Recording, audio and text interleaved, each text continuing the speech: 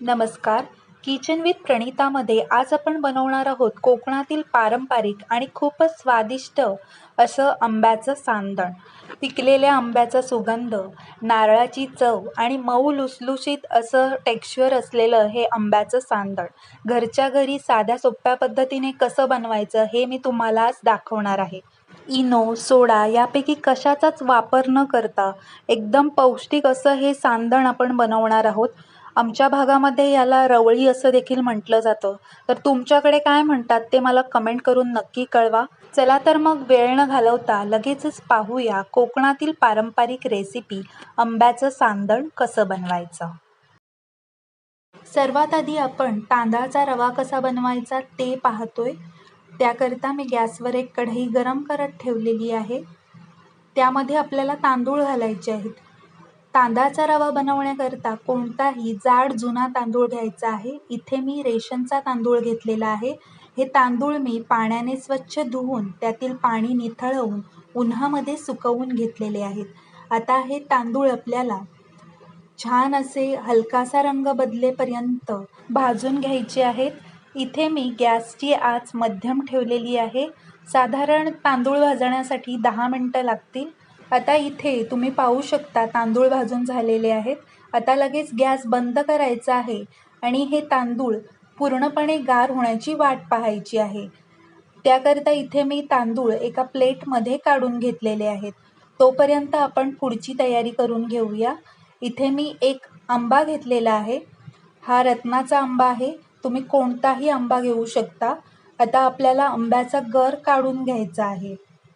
त्याकरता आंबा स्वच्छ धुवून कापून घ्यायचा आहे.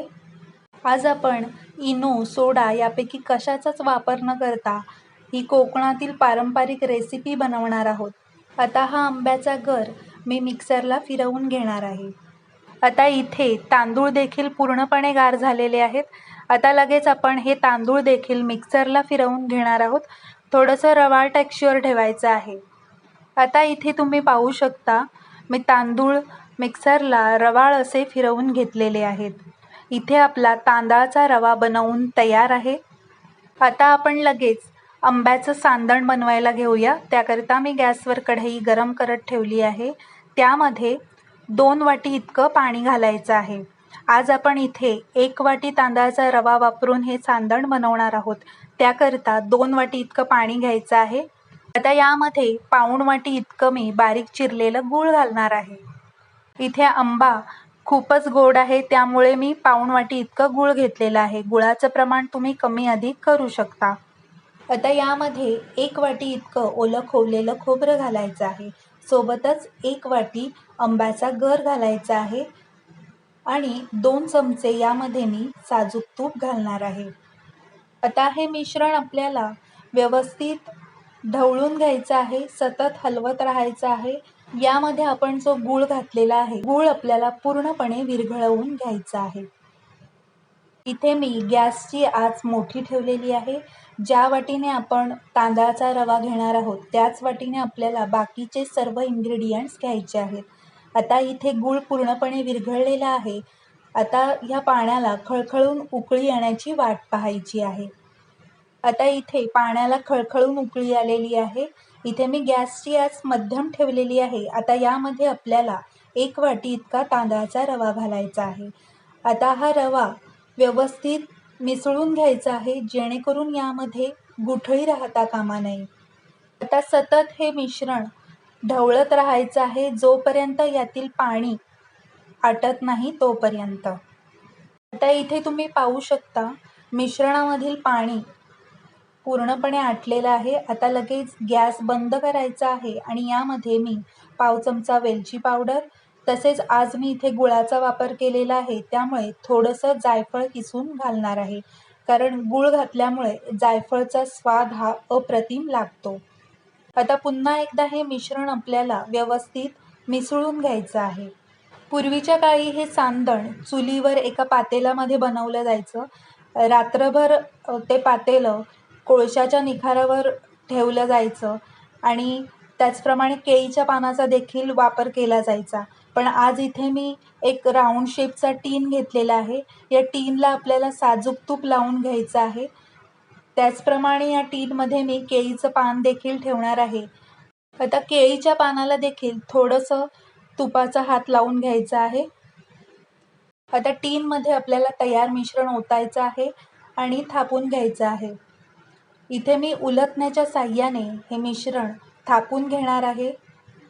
आता मिश्रण थापून झाल्यानंतर यावरती जर का तुम्हाला गार्निशिंगसाठी ड्रायफ्रूट्स वापरायचे असतील तरी देखील तुम्ही वापरू शकता.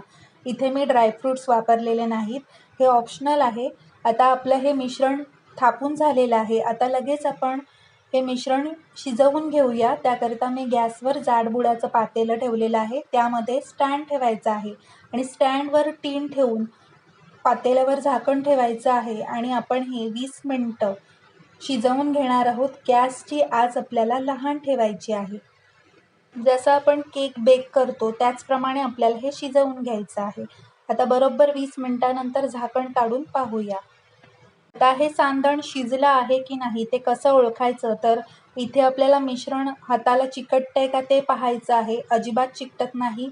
त्याचप्रमाणे दुसरी महत्त्वाची टीप म्हणजे सुरी बरोबर मधोमध इन्सर्ट करायची आहे. सुरी क्लीन आलेली आहे म्हणजे हे आपलं सांदण छान असं शिजलेलं आहे. आता लगेच गॅस बंद करायचा आहे आणि टीन पातेल्यामधून बाहेर काढून पूर्णपणे थंड होण्याची वाट पाहायची आहे. इथे तुम्ही पाहू शकता मिश्रण अजिबात हाताला चिकटलेलं नाही. पूर्णपणे थंड झालेलं आहे टीन. आता आपण ह्याच्या कडा सोडवून घेणार आहोत. कडा सोडवून झाल्यानंतर लगेच आपण टीनमधून हे सांदण काढून घेणार आहोत. थोडंसं असं टीनला टॅप करून घ्यायचं आहे आणि टीनमधून सांदण काढून घ्यायचं आहे.